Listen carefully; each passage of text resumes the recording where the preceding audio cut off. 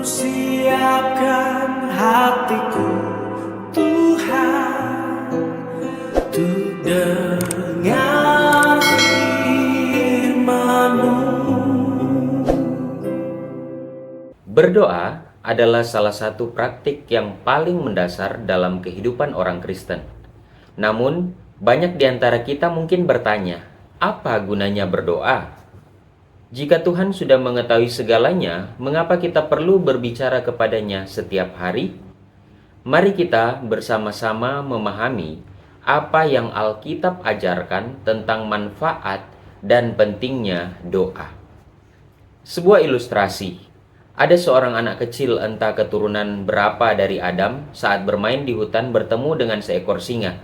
Pada masa itu singa tidak lagi hanya makan rumput seperti di Taman Eden, tapi sudah berubah menjadi binatang buas. Anak kecil ini belum begitu bisa berdoa. Saat bertemu dengan binatang buas yang sudah memandangnya sebagai santapan lezatnya itu, dia hanya ingat doa yang diucapkan orang tuanya saat sebelum makan. Dan dia pun memejamkan matanya dan berkata, "Tuhan, berkatilah makanan ini. Amin." Tuhan mengirim malaikatnya dan menghalau singa itu pergi. Anak kecil ini pulang dengan selamat. Pertanyaan pertama adalah, seandainya anak kecil itu tidak berdoa, apakah Tuhan tidak akan menghalau singa itu? Menurut hukum sebab akibat, tanam tuai, maka seharusnya anak kecil itu dimakan singa, bukan? Siapa suruh dia bermain di hutan, jauh dari rumahnya seorang diri? Jika dia dimakan oleh singa, itu adalah akibat perbuatannya sendiri. Namun, mengapa Tuhan mengintervensi? Apakah karena anak kecil itu berdoa? Tidak. Tuhan mengintervensi kehidupan manusia menurut kebijakannya. Biarpun anak itu tidak berdoa, jika Tuhan berkenan mengintervensi, Tuhan akan mengintervensi. Bukan jaminan juga karena anak itu berdoa lalu Tuhan pasti akan mengintervensi. Ini yang harus kita pahami sebagai orang beriman. Tuhan itu bukan pesuruh kita. Setiap kita berteriak Tuhan, lalu Tuhan turun tangan. Tuhan turun tangan menurut kebijakannya, sesuai kehendaknya. Karena itu, jangan kecil hati jika Tuhan tidak mengabulkan apa yang kita minta. Satu hal yang harus kita yakini adalah Tuhan selalu memberikan yang terbaik kepada kita menurut ukuran Tuhan. Matius 6 ayat 7 dan 8 mengatakan, "Lagi pula, dalam doamu itu janganlah kamu bertele-tele seperti kebiasaan orang yang tidak mengenal Allah. Mereka menyangka bahwa karena kebanyakan kata-kata, doanya akan dikabulkan. Jadi, janganlah kamu seperti mereka, karena Bapamu mengetahui apa yang kamu perlukan sebelum kamu minta kepadanya." Pertanyaan kedua, lalu apa gunanya manusia berdoa kalau Tuhan sudah tahu apa yang kita perlukan? Inilah masalahnya. Tuhan tahu apa yang kita butuhkan. Seluruh kehidupan kita ditunjang oleh Tuhan, matahari, hujan, oksigen, semua kebutuhan kita disuplai oleh Tuhan agar kita bisa hidup. Tapi sering-sering kita manusia yang tidak sadar bahwa kita membutuhkan Tuhan. Kita menganggap kita bisa mengatasi semuanya sendiri. Kita menganggap kita kapabel dan tidak butuh Tuhan karena mungkin kita menganggap gelar kita bagus, kita pernah menjadi seorang pemimpin, kita punya segalanya dan lain sebagainya. Kita menganggap kita sudah baik. Bahkan kita menganggap kita bisa mencapai surga dengan upaya kita sendiri, dengan perbuatan baik kita sendiri, dengan amal ibadah kita sendiri.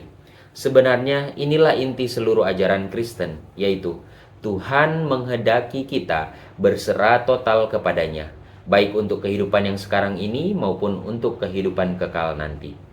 Tidak ada yang bisa kita capai dengan kemampuan kita sendiri. Kita ini cuma debu. Tuhanlah sumber kehidupan, dan dengan berdoa kita datang kepada Tuhan mengakui ketergantungan kita padanya. Dalam doa kita mengakui dosa-dosa kita. Kita minta pengampunan karena kita tidak bisa menghapus dosa kita sendiri. Hanya Tuhan yang bisa memberikan pengampunan. Dalam doa kita mengakui ketidakberdayaan kita, kelemahan kita, dan memohon semua kebutuhan kita dari Tuhan.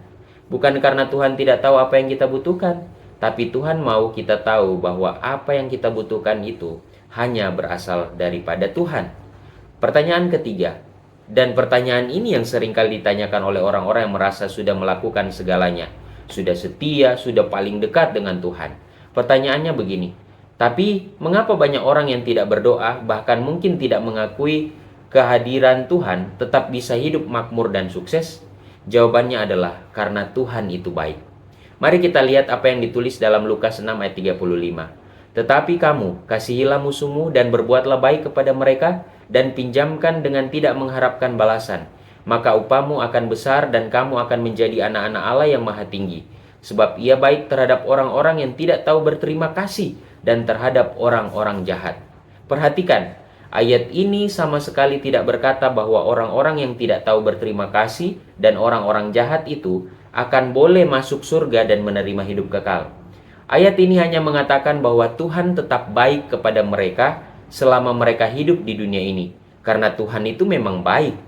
Tetapi kita juga harus ingat bahwa setan juga bisa memberi kemakmuran dan kesuksesan dan segala kebaikan duniawi. Matius 4 ayat 8-9. Dan iblis membawanya pula ke atas gunung yang sangat tinggi dan memperlihatkan kepadanya semua kerajaan dunia dengan kemegahannya. Dan berkata kepadanya, semua itu akan kuberikan kepadamu jika engkau sujud menyembah aku. Jadi, bisakah iblis memberikan semua kerajaan dunia dengan kemegahannya kepada kita? Bisa. Andai tidak bisa, iblis tidak akan seberani ini mencobai Kristus. Asal manusia mau menyembahnya saja, dia akan memberikan semua keinginan kita. Dan ini tentu saja selama iblis masih diizinkan Tuhan berkiprah. Tetapi Tuhan tidak akan mengizinkan iblis selamanya berkiprah. Pertanyaan keempat, mengapa Tuhan tetap baik kepada orang-orang jahat? Motivasi Tuhan hanya satu, Tuhan ingin semua orang selamat. Dalam 1 Timotius 2 ayat 3-4 mengatakan, itulah yang baik dan yang berkenan kepada Allah, juru selamat kita, yang menghendaki supaya semua orang diselamatkan dan memperoleh pengetahuan akan kebenaran. Dan di dalam 2 Petrus 3 ayat 15 mengatakan, anggaplah kesabaran Tuhan kita sebagai kesempatan bagimu untuk beroleh selamat. Seperti juga Paulus, saudara kita yang kekasih, telah menulis kepadamu menurut hikmat yang dikaruniakan kepadanya. Pertanyaan kelima, mengapa setan baik kepada manusia? Motivasi setan banyak dan semua menguntungkan bagi setan. Yang pertama, supaya manusia itu merasa bahwa dia diberkati Tuhan. Jadi segala berkat yang diterimanya itu menjadi bukti baginya bahwa hidupnya sudah berkenan kepada Tuhan. Manusia itu menganggap bahwa hidupnya sudah benar, buktinya dia diberkati oleh Tuhan. Padahal berkat-berkat itu tidak berasal dari Tuhan. Berkat-berkat itu berasal dari setan yang menipunya. Maka manusia ini yang merasa hidupnya sudah benar, tidak perlu lagi mencari lebih dalam apa sesungguhnya kehendak Tuhan itu. Dia sudah menganggap apa yang dilakukannya itu betul, semuanya betul. Padahal mungkin justru kebalikannya. Jadi, dengan memberi berkat kepada manusia, setan memastikan manusia tidak akan mencari kehendak Tuhan dan akhirnya dia justru binasa.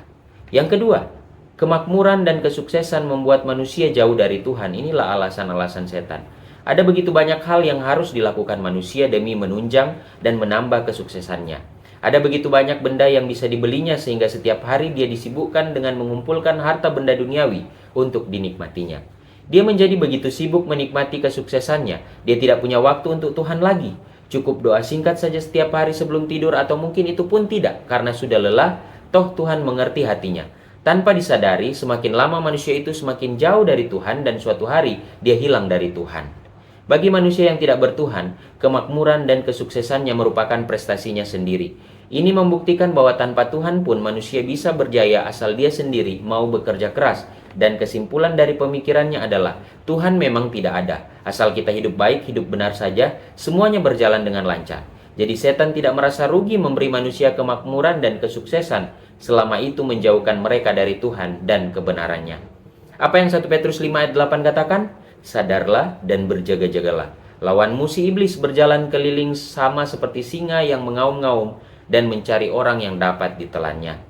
Setan akan menghalalkan segala cara untuk mendapatkan pengikut. Dia tidak perlu membuat manusia menyembah dia. Namanya zaman sekarang, mana ada sih manusia yang secara sadar mau menyembah setan? Tetapi cukup dengan menjauhkan manusia dari Tuhan, membuat manusia melupakan kebaikan Tuhan. Membuat manusia itu tertipu oleh kemampuannya sendiri, itu sudah memenuhi syarat untuk menjadi pengikut setan. Karena siapa yang tidak berada di pihak Tuhan, otomatis dianggap ada di pihak setan. Yesus berkata dalam Matius 12 ayat 30 versi ABS, orang yang tidak memihak aku sesungguhnya menentang aku, dan orang yang tidak membantu aku sesungguhnya merusak pekerjaanku. Oleh karena itu, kita perlu waspada. Introspeksilah setiap hari, apa berkat yang kita peroleh hari ini datang dari Tuhan atau dari iblis?